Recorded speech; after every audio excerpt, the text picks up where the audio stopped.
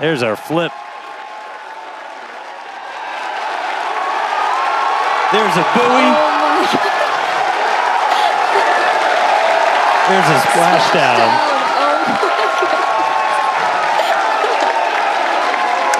We saw it, the colossal Starship, glowing like a meteor, streaking through the upper atmosphere before executing a flawless splashdown in the shimmering waters of the Indian Ocean. This was Flight 10, the culmination of relentless innovation. A picture-perfect ending to a mission that pushed the boundaries of what was possible. Cheers erupted, celebrating a new peak for SpaceX. But the real story of Flight 10 wasn't the splashdown. It was written in fire, plasma, and ceramic, miles above the Earth. It was a secret, brutal trial by fire happening in plain sight. While the world celebrated the landing, engineers were fixated on a far more fundamental question. One that holds the key to humanity's future among the stars. Amidst all the triumphs of the day, one challenge mattered more than any other: the violent, unforgiving test of its revolutionary heat shield. First, let's address the question that sparks curiosity in every observer. Why is Starship a striking dichotomy of gleaming stainless steel and matte black? Why the two-tone design?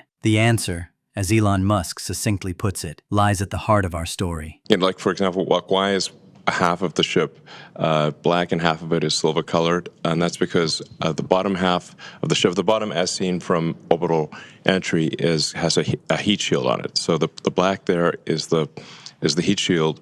That black side is composed of thousands of hexagonal ceramic tiles, each one a guardian against the hellish temperatures of atmospheric re-entry, which can exceed 1,400 degrees Celsius, 2,600 degrees Fahrenheit. But building a heat shield is one thing. Building one that is fully and rapidly reusable is the holy grail of orbital mechanics, a challenge that has haunted engineers for decades. This isn't just a challenge. It was the challenge that grounded the ambitions of previous reusable spacecraft. The Space Shuttle, for all its glory, was the perfect example of this engineering nightmare. Its delicate thermal protection system required a painstaking 9-month refurbishment period between flights, where thousands of tiles were inspected and replaced. This gargantuan operational overhead made true reusability a distant dream and flew in the face of SpaceX's core objective: to build a spaceship that operates more like an airplane than a disposable rocket. You've got to have a fully reusable orbital heat shield, and that no one has ever made a fully reusable orbital heat shield.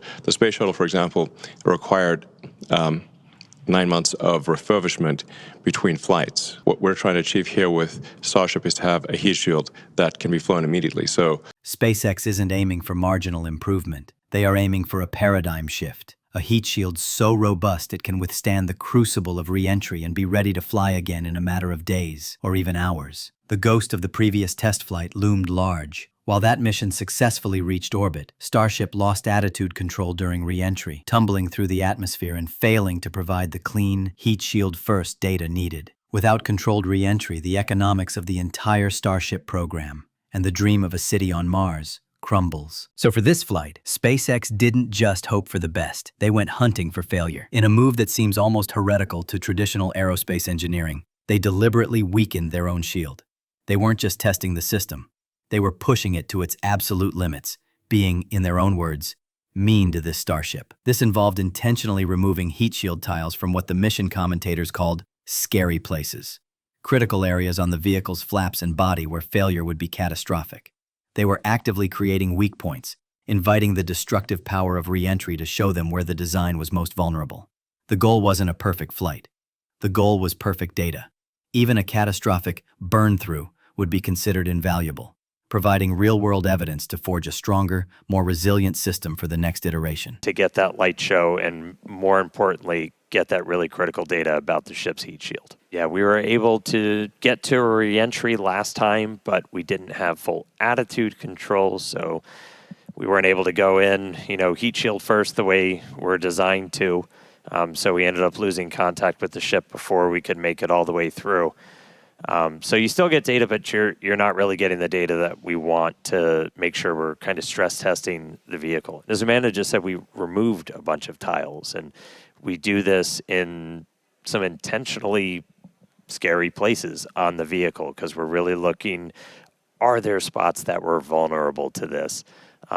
before we ever start moving towards, putting ship into a full orbital mission to then do reentries a little bit later on. So really, really critical to get that data, really looking forward to a controlled reentry. And as Starship began its fiery plunge back to Earth, that data began to stream in. Onboard cameras broadcasted a mesmerizing, terrifying ballet of plasma and steel. We saw the superheated gas wrap around the vehicle, and we saw the heat shield put to the ultimate test. The moments of truth, once hidden inside engineering simulations, were now playing out live for the world to see. The intentionally stressed areas began to show the strain. The commentators noted the damage, not with panic, but with the focused excitement of scientists witnessing a successful experiment. We saw a piece of the aft skirt take a hit. We saw visible burn-through on a flap, with the camera lens cracking under the intense heat. The steel skin, in areas where the heat shield was compromised, began to show wrinkling and dimples. Visual evidence of the immense thermal loads creating hotspots. This was exactly the kind of brutal, beautiful data they were looking for. The ship was wounded, but it was not dead. It maintained control, proving the fundamental resilience of its design, even when pushed past its intended limits.